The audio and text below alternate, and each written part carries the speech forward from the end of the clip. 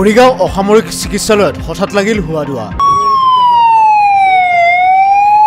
নিশা প্ৰচণ্ড জোৰেৰে অহা এজাক ধুমুহা বৰষুণৰ ফলত চিকিৎসাধীন অৱস্থাত চিকিৎসালয়ৰ এটি কোঠা ভাগি পৰাত প্ৰায় 10 গৰাকী ৰোগীক সংকটজনক অৱস্থাত মৰিগাঁও জিলা প্ৰশাসন আৰু আৰক্ষী প্ৰশাসনৰ লগতে দুৰ্যোগ প্ৰশমন বিভাগৰ বিশেষ তৎপৰতাত SDRF বাহিনী উপস্থিত হৈ আটাইকেইগৰাকী ৰোগীক উদ্ধাৰ কৰাৰ সময়তে ভাগি যোৱা বিল্ডিংটোত জুই জ্বলি উঠাত অগ্নি নিৰ্বাপক বাহিনীৰ বাহন উপস্থিত হৈ জুই নিৰ্বাপন কৰা পৰিলক্ষিত হয়।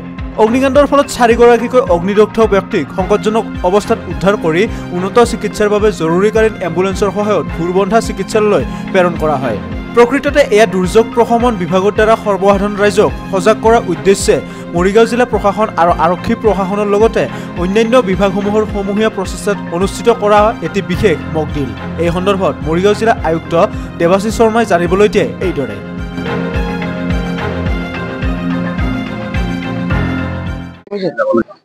আসলে যি অনাকাংক্ষিত বিপদৰ পৰা সকাহ দিয়াৰ ক্ষেত্ৰত যি আচলতে আজি এটা ডেমো আৰম্ভ হৈছে, কি ক'ব ছাৰ?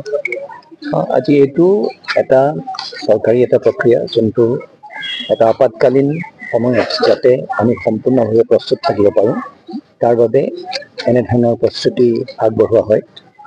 আজি খুব সুন্দৰকৈ আজি এই মক ড্ৰিলভাগ আগবঢ়োৱা হৈছে আৰু আজি ৰাতিপুৱাৰ সময়ত আমি এটা খবৰ পাইছিলোঁ যে আমাৰ মৰিগাঁও ৰাজহুৱা চক্ৰত এটা খুব ডাঙৰকৈ বৰষুণ আহিব আৰু বৰষুণ অহাৰ ফলত আপোনাৰ ইয়াতে এটা আপতকালীন পৰিস্থিতিৰ সৃষ্টি হ'ব পাৰে। সেই অনুপাতে আজি আমাৰ যোনটো মেইন যোনটোক আমি EOC বুলি কওঁ, সেই EOC-টো আমাৰ এক্টিভেট কৰা হ'ল। সেই EOC-ত এক্টিভেট কৰাৰ লগে লগে আমি খবৰ পালোঁ যে খুব জোৰকৈ বৰষুণ হৈছে আৰু আমাৰ এটা ষ্টেজিং এৰিয়া এটা থাকে। সেই ষ্টেজিং এৰিয়াটোত যোনজন DTO থাকে, সেই DTOজনক তাত ইনচাৰ্জ হিচাপে ৰখা হয় আৰু এজন ষ্টেজিং কমাণ্ডাৰ থাকে, সেইজন আমাৰ ADC ৰেভিনিউ থাকে। আৰু প্ৰথম আমি খবৰ পালোঁ যে খুব জোৰকৈ বৰষুণ অহাৰ ফলত হস্পিটেলৰ ভিতৰত পানী সম্পূৰ্ণভাৱে সোমাই গৈছে আৰু সেই অনুপাতে তেওঁলোকক ৰেস্কিউ কৰিব লাগিব। সেই অনুপাতে যোনটো আমাৰ ষ্টেজিং এৰিয়া আছিল, সেই ষ্টেজিং এৰিয়াৰ পৰা যিখিনি যাৱতীয় যিখিনি বস্তু, আৰু এইখিনি মই আকৌ এবাৰ ক'ব বিচাৰোঁ, সদায় যাতে আমি সম্পূৰ্ণভাৱে প্ৰস্তুত থাকোঁ, সেইটোৰ বাবে এটা আমাৰ এই প্ৰস্তুতি। আজি সেই তাৰ পৰা যাৱতীয় যিখিনি নাৱৰ প্ৰয়োজন হয়, যিখিনি JCBৰ প্ৰয়োজন হয়, যিখিনি গাড়ীৰ প্ৰয়োজন হয়, সেইখিনি অহা হ'ল। আহি পেলাই তাত সৰ্বমুঠ 10জন মানুহ ইনজিয়ৰ্ড হৈছিলে।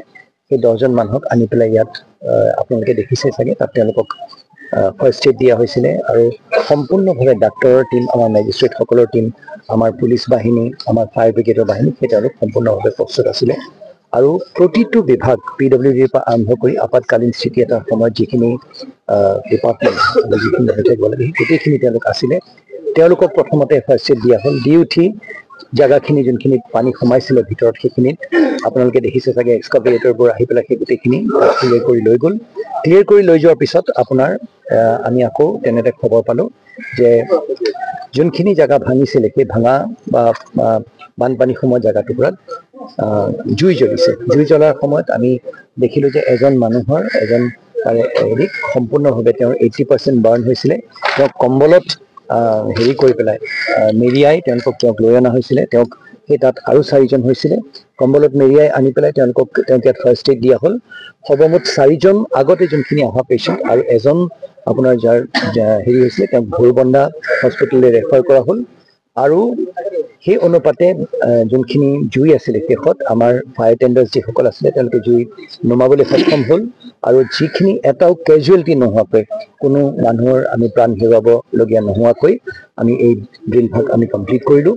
আৰু তাত সম্পূৰ্ণভাৱে আজি মই এই যোনটো আমাৰ প্ৰস্তুতি, সেই সম্পূৰ্ণভাৱে মই সফল হোৱা বুলি মই ভাবোঁ। আৰু এই প্ৰস্তুতিৰ জৰিয়তে মই ভাবোঁ যে মৰিগাঁও জিলা প্ৰশাসন সম্পূৰ্ণভাৱে প্ৰস্তুত থাকিব আৰু আমি অত্যন্ত সুন্দৰকৈ আমি বহুতো নতুন কথা আমি শিকিবলৈ পাইছোঁ। আৰু আমি এই ড্ৰিলটোৰ জৰিয়তে আমি যিকোনো আপতকালীন স্থিতি যাতে আমি ভালকৈ সন্মুখীন হ'ব পাৰোঁ, তাৰ বাবে আমি প্ৰস্তুত থাকিম। ডিপাৰ্টমেণ্ট আজি জড়িত আছিলে প্ৰতিটো আমাৰ এনেই চাবলৈ চাওক, কোনো এটা ডিপাৰ্টমেণ্ট বাকী নাই। কি কাৰণে এনে এটা পৰিস্থিতিত আপুনি জানে লাগে, অকল ডিপাৰ্টমেণ্টে নহয়, আপদা মিত্ৰসকল আমাৰ জনসাধাৰণসকল, আমাৰ যিখিনি আমাৰ নাগৰিক থাকে, তেওঁলোকৰ পৰা লোৱা হয়।